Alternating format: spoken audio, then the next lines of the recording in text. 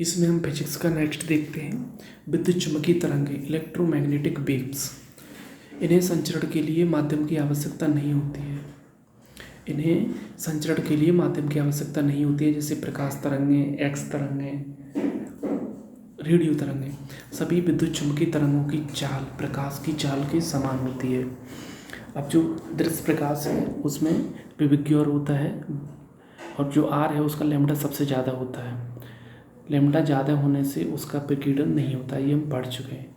अब जो विकिरण में बी आता है, बी के इधर आएगा वॉयलेट मतलब अल्ट्रा वॉयलेट, और इधर रेड है तो इंफ्रा रेड। तो अब यहाँ पे अल्ट्रा वॉयलेट, फिर आएगा एक्स, फिर आएगा वाई, हाँ, फिर आएगा एक्स रेज, फिर आएगा वाई, और इधर जाएंगे तो इंफ्रा रेड, फिर सूक्ष्म तरंगें, और उसके बाद रेडियो तरंगें। ठीक है। अभी जो ये है इनकी यहाँ पे 7800 एंगस्ट्रॉम तक रहता है।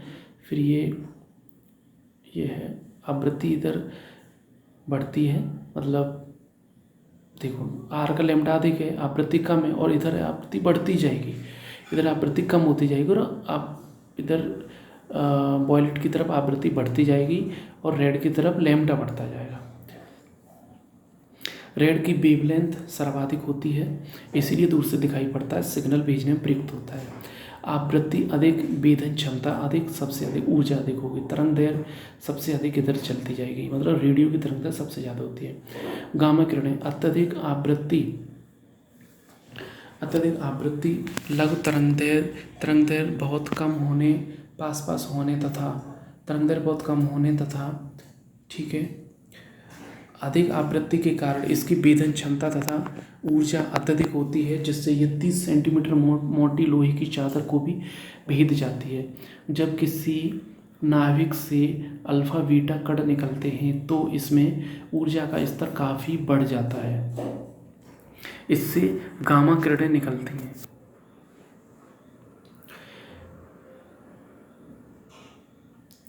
गामा किरणें शरीर के डीएनए स्ट्रक्चर को बिगाड़ देती हैं। इसकी खोज बैकुरल ने की थी। गामा किरणें रेडियो एक्टिव होती हैं, इन पर कोई आवेश नहीं होता है, कैंसर रोग के उपचार के लिए प्रयुक्त होती हैं। दूसरा है एक्स रेज, खोज रोंटजन ने की थी। इसकी खोज रोंटजन ने की थी। इनका चिकित्सा औद्योगिक क्षेत्र में उपयोग होता है। ये सजीव ऊतकों व जीवों को नुकसान पहुंचा सकती हैं। वेधन क्षमता गामा से कम होती है। ठीक है। और एक्स रोंटजन, ठीक है। पराबैंगनी अल्ट्रावायलेट खोज रीटर ने की थी। सूर्य के प्रकाश विद्युत विसर्जन निर्वात इस प्रकार से उत्पन्न होती है। उपयोग अदृश्य लिखाई के लिए पराबैंगनी अल्ट्रावायलेट। फिंगर प्रिंटिंग बैक्टीरिया को नष्ट करने तथा खाद्य पदार्थों के संरक्षण में। दृश्य प्रकाश 3900 से 7800 एंगस्ट्रॉम तरंगदैर्घ्य होता है। और अवरक्त किरणें जो हैं इंफ्रारेड, मतलब रेड के बाद, खोज हर्शल ने की थी। और टीवी रिमोट कंट्रोल में अवरक्त प्लस रेडियो यूज होती हैं। अब वेधन क्षमता अधिक होने के कारण ये घने कोहरे व धुंध को पार कर जाती हैं। युद्ध काल में इनका प्रयोग दूर तक सिग्नल भेजने में किया जाता है।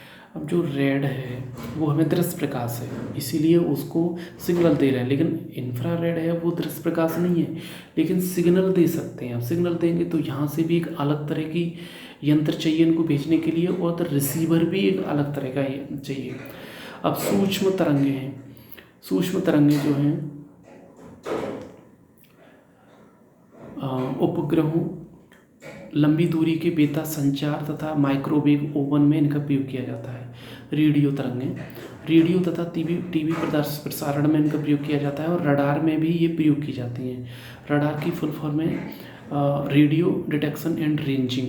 इसमें रेडियो तरंगें प्रयोग की जाती हैं। और जो सोनार होता है साउंड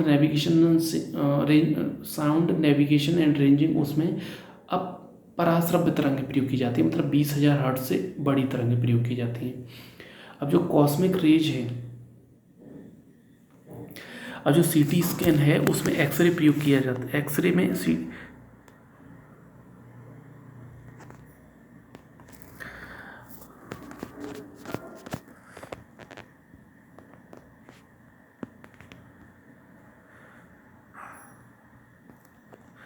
हाँ, अब जो सीटी स्कैन के लिए एक्सरे प्रयोग की जाती हैं और एमआरआई के लिए रेडियो, एमआरआई। तो आर जो है वो रेडियो तरंगें आ रही हैं।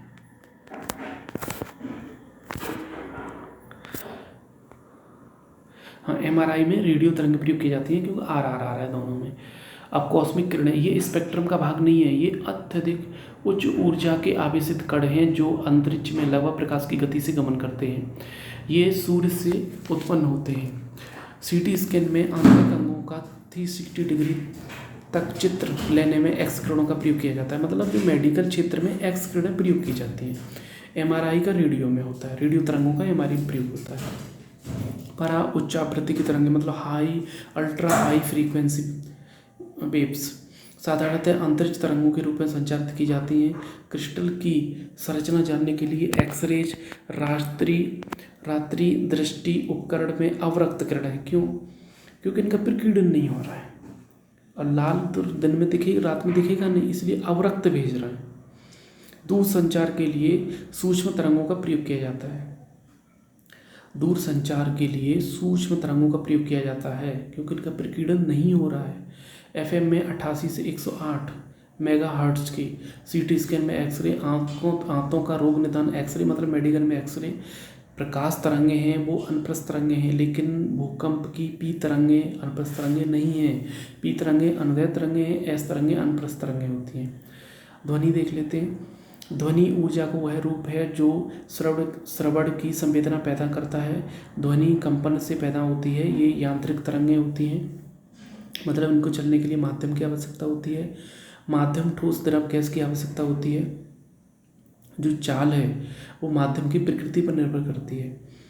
जो चाल है वो ठोस में सबसे ज़्यादा, उसके बाद द्रव, उसके बाद गैसों में सबसे कम होती है। तो ध्वनि की चाल ताप पर निर्भर करती है। जैसे जैसे वायु का तापमान बढ़ता है ध्वनि की चाल भी बढ़ती है। जैसे जैसे वायु का तापमान बढ़ता है ध्वनि की चाल भी बढ़ती है। शीतकाल में अभी कन्फ्यूजन में आर्द्रता जो है प्रोपोर्शनल टू ध्वनि की चाल, मतलब आर्द्रता बढ़ेगी तो भी ध्वनि की चाल बढ़ेगी और ताप बढ़ेगा तो भी ध्वनि की चाल बढ़ेगी। 0 डिग्री सेंटीग्रेड पर 330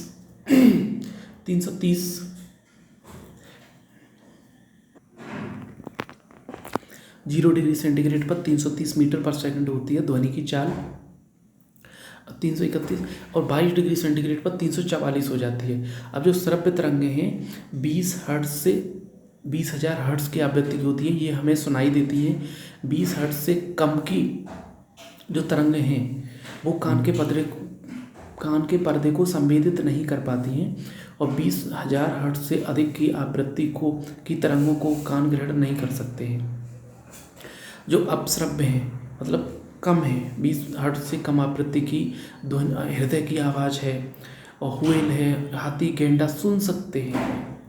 ये बनाते नहीं है, बनाते कौन है? वो चमगादड़ और जो मछली है चमगादड़ और डॉल्फिन मछलियाँ वो पराश्रव्य बनाते हैं और हृदय की आवाज़ हुएल, हाथी गेंडा ये सुन सकते हैं। कुछ जंतु भूकंप से पहले की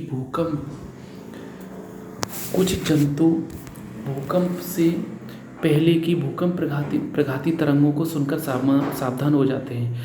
अब पराश्रव्य तरंगें जो है 20,000 हर्ट्ज से अधिक आवृत्ति की होती हैं और डॉल्फिन, चमगादड़ आदि उत्पन्न करते हैं। सोनोग्राफी में पराश्रव्य तरंगें प्रयोग की जाती हैं। ये इनकी दिशा शिकार का निर्देश देते हैं परावर्तित होकर। ठीक है। पराध्वनि अल्ट्रासाउंड के अनुप्रयोग, ये उच्च आवृत्ति की तरंगें होती हैं। पराश्रव्य ये अवरोधों की उपस्थिति में भी एक निश्चित पथ पर गमन करती हैं। ठीक है।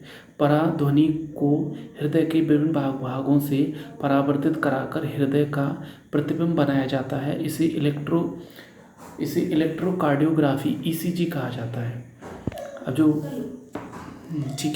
जो गुर्दा होता है, किडनी की छोटी पथरी को बारीक कणों में तोड़ने के उपयोग किया जाता है। ये कण बाद में मूत्र के साथ बाहर निकल जाते हैं। अब जो ध्वनि का मात्रक डेसिबल है, WHO ने 45 डेसिबल की ध्वनि को कर्णप्रिय तथा मानवीय स्वास्थ्य के लिए सुरक्षित बताया है। मानवीय स्वास्थ्य के लिए सुरक्षित बताया है।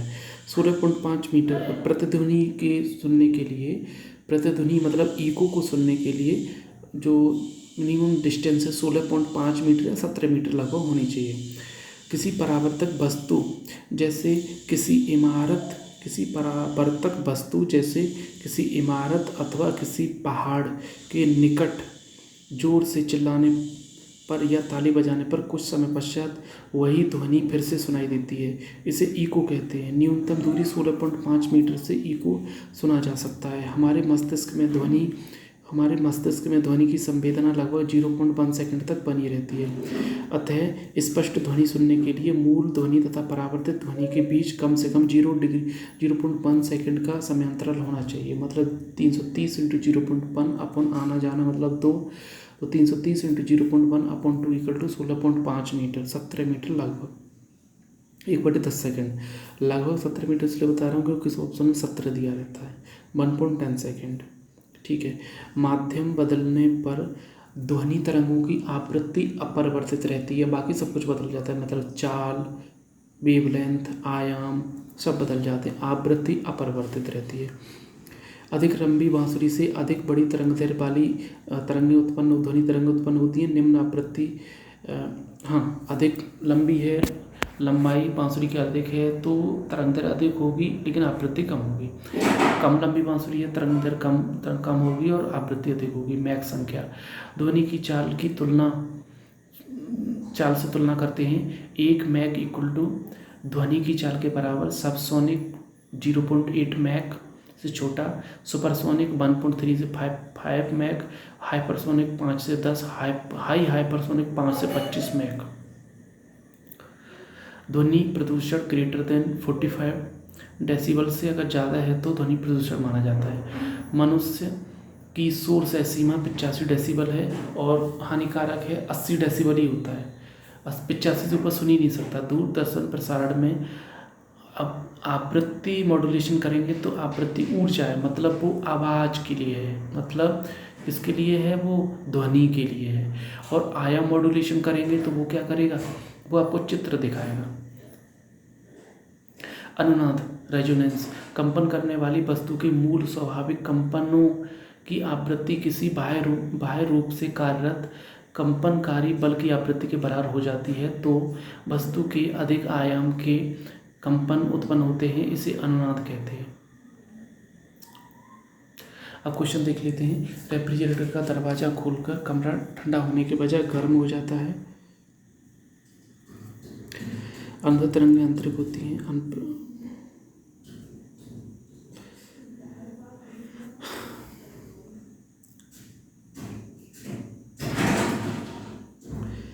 अंदर तरंगें यांत्रिक होती हैं और अनप्रस्थ यांत्रिक प्लस इलेक्ट्रॉनिक दोनों हो सकती हैं। लैम्डा यांत्रिक तरंगें कौन जो माध्यम में चलेंगी, ध्वनि तरंगें। अब ध्वनि तरंगें कैसी हैं, अनुदैर्घ्य तरंगें हैं। यांत्रिक तरंगों चलने के लिए माध्यम की आवश्यकता होती है। अनुदैर्घ्य तरंगें हैं, ध्वनि तरंगें अनप्रस्थ हैं, प्रकाश तरंगें। लेकिन पी तरंगें अनप्रस्थ नहीं है, पी अनुदैर्घ्य हैं। दीर्घ रेडियो तरंगें पृथ्वी की किस सतह से परावर्तित होती हैं, आयनमंडल। लैम्डा अगर कम है, दृश्य प्रकाश पराबैंगनी x/लैम्डा कम, अवरक्त माइक्रो रेडियो लैम्डा अधिक। रेडियो तरंग आयनमंडल से परावर्तित हो जाती हैं। बेतार के तार का संपर्क पृथ्वी के धरातल पर परावर्तित किया जाता है आयनमंडल द्वारा। उच्च आवृत्ति की तरंगें साधारण संचारित की जाती हैं अंतरिक्ष तरंगों के रूप में। रेडियो तरंगों के विक्षेपण के लिए वायु का कौन सा आयनमंडल।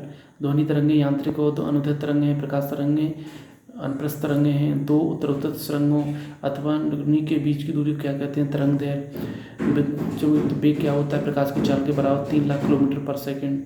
भूकंप की पी किरणें अनप्रस्थ तरंगें नहीं हैं। कॉस्मिक किरणें स्पेक्ट्रम का भाग नहीं है।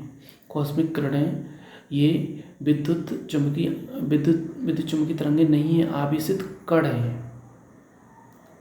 सही नहीं है। इनकी तरंग दर कम होती है, मतलब ऊर्जा अधिक होती है कॉस्मिक किरणों की। क्रिस्टल की संरचना जानने के लिए निम्न में से किसको प्रयोग में लाया जाता है? एक्सरेज। हाँ, एक रडार जो शत्रु के वायुयान की उपस्थिति का पता लगाता है, उसमें कौन सी तरंगें प्रयोग की जाती हैं? रेडियो तरंगें। रडार में रेडियो तरंगें, सोनार में पराश्रव्य, रेडियो डिटेक्शन एंड रेंजिंग। समताप के FM 80-88 से 108 MRI रेडियो। FM प्रसारण सेवा में प्रयुक्त होने वाले आवृत्ति बैंड का प्रसार क्या होता है? 88 से 108। MRI में रेडियो और एक्सरे में वो होता है विविक्य और इंफ्रारेड। रात्रि दृष्टि उपकरण के रूप में अवरक्त किरणें मतलब इंफ्रारेड। मेडिकल में एक्सरेज। सीटी आंतों के रोग निदान में एक्सरेज। दूर संचार में ध्वनि तरंगों का उपयोग, दूरसंचार में सूक्ष्म तरंगों का उपयोग किया जाता है। ठीक है। और क्रिस्टल की संरचना जानने के लिए एक्स किरणें। ध्वनि की चाल है वो ताप की अनुक्रमानुपाती होती है, आर्द्रता की भी अनुक्रमानुपाती होती है।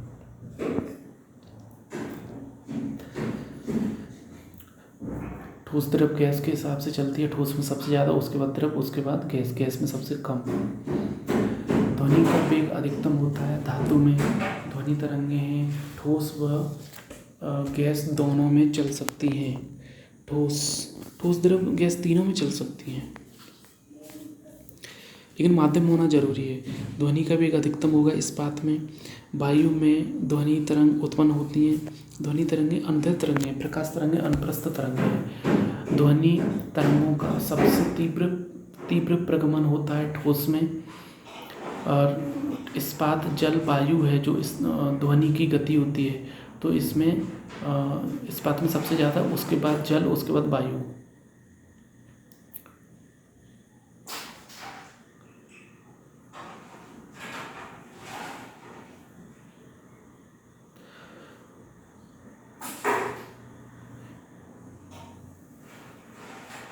गति है तो इस्पात में सबसे ज़्यादा BS। हाँ ठीक है ना, BS में सबसे ज़्यादा होगी। ध्वनि निर्वात में नहीं चल सकती है क्योंकि उसके लिए माध्यम की आवश्यकता होती है। लगभग 20 डिग्री सेंटीग्रेड पर किस माध्यम में ध्वनि की गति अधिकतम होती है? लोहा में। जब एक ध्वनि तरंग एक माध्यम से दूसरे माध्यम में जाती है तो अपरिवर्तित रहता है, आवृत्ति अपरिवर्तित रहती है। माध्यम बदलने पर ध्वनि तरंगों की आवृत्ति अपरिवर्तित रहती है, लैम्डा b बदल जाते हैं। ध्वनि का वेग 330 मीटर पर सेकंड। हॉल की दीवारों को ध्वनि का अवशोषक होना चाहिए। चंद्रमा के धरातल पर दो व्यक्ति एक दूसरे की बात नहीं सुन सकते क्योंकि चंद्रमा पर वायुमंडल नहीं है। स्पष्ट रूप से प्रतिध्वनि सुनने के लिए 16.5 मीटर या फिर 17 मीटर। एक अंतरिक्ष यात्री सहपाठी चंद्रमा पर नहीं सुन सकते क्योंकि वहाँ वायुमंडल नहीं है। कम लंबाई की बांसुरी से निम्न आवृत्ति की तरंग उत्पन्न होती है। कम लंबाई की बांसुरी से निम्न आवृत्ति, लंबाई कम है तो गलत है, ये पहला गलत है ना। हाँ, क्योंकि लंबाई कम है तो वेवलेंथ कम होगी तो आवृत्ति बढ़ जाएगी। ध्वनि जो शैलों के अनुप्रस्थ के रूप में प्रगामी होती है, नहीं, दोनों में गमन कर सकती है। न्यूनतम परावर्ती कितनी? 17 मीटर। बांसुरी की लंबाई अधिक लैम्डा की ध्वनि तरंग उत्पन्न होती है। सोनोग्राफी में पराश्रव्य ध्वनि का प्रयोग किया जाता है। एक जैव पद्धति जिसमें पराश्रव्य तरंगों का सोनोग्राफी। पराश्रव्य तरंगें कीड़ों को नष्ट कर देती हैं, कपड़ों से धूल हटाकर उन्हें साफ कर देती हैं। इनका उपयोग बीमारी उपचार में किया जाता है। पराश्रव्य कहाँ यूज होती हैं? अभी पढ़ा था, सोनोग्राफी। चमगादड़ अंधेरी रातों में उड़ सकते हैं और अपना शिकार भी बना सकते हैं। इसका कारण है जो उनको परावर्तित करके आती हैं, परावर्तनिक तरंगें निकलते हैं और उन्हें उनके द्वारा निर्देशित होते हैं। डॉल्फिन चमगादड़ पराश्रव्य तरंगें निकालते हैं और हाथी, व्हेल और जो हृदय की गति है वो अपश्रव्य होती हैं और वो ये लोग सुन सकते हैं, कुत्ता, बिल्ली वगैरह। पराश्रव्य 20,000 हर्ट्ज से अधिक हृदय गति व्हेल, गैंडा, हाथी अपश्रव्य सुन सकते हैं।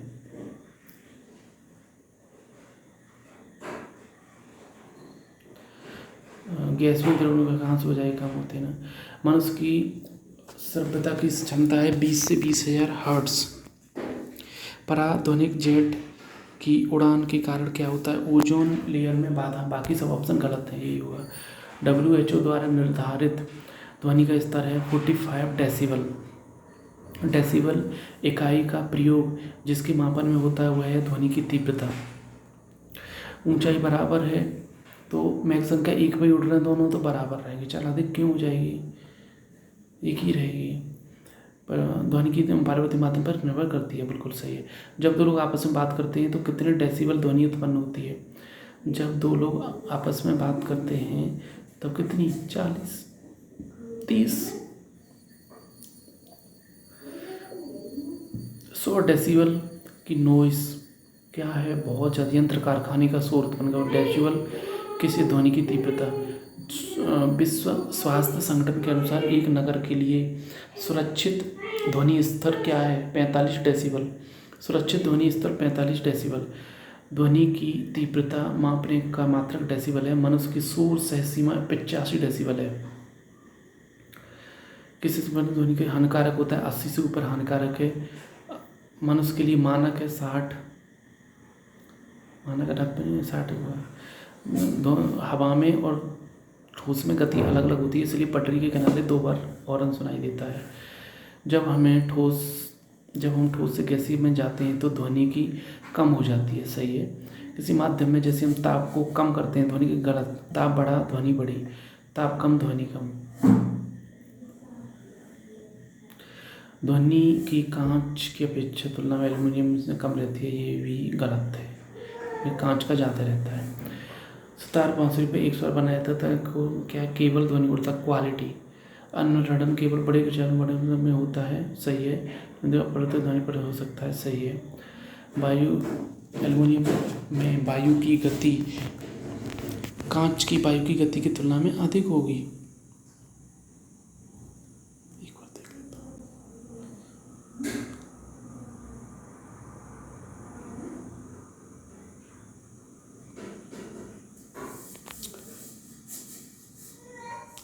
टीवी रिमोट कंट्रोल में अवरक्त किरण है, ठीक है। रिमोट कंट्रोल में अवरक्त और रेडियो दोनों प्रयुक्त होती हैं। टीवी रिमोट कंट्रोल में अवरक्त किरणें, विद्युत चुम्बकीय टेलीविजन में अवरक्त, ठीक है। टेलीविजन में अवरक्त इंफ्रारेड। रेडियो ज़्यादा बड़ी हो जाती है, रेडियो तो वो है। टेलीविजन में अवरक्त, ठीक है, पक्का हो गया। लंबाई सबसे अधिक है, रेडियो तरंगों की जो लंबाई है सबसे अधिक रेडियो तरंग है। वेवलेंथ ज़्यादा है, लंबाई देखिए। टेलीविजन ग्राही के दूरस्थ विद्युत चुम्बकीय प्रेरण उपयोग के लिए। टेलीविजन में कौन सी, अवरक्त। टेलीविजन के रिमोट में अवरक्त इंफ्रारेड। जब टीवी का स्विच ऑन किया जाता है तो दृश्य पहले चालू हो जाता है क्योंकि प्रकाश की चाल ज़्यादा है ध्वनि से। एक टीवी सेट को चलाने के लिए निम्न में से किसी का टीवी ध्वनि रेडियो तरंग है। टीवी सेट को चलाने के लिए निम्न से किसका, टीवी रिमोट नियंत्रण इकाई का प्रयोग किया जाता है, रेडियो तरंग है।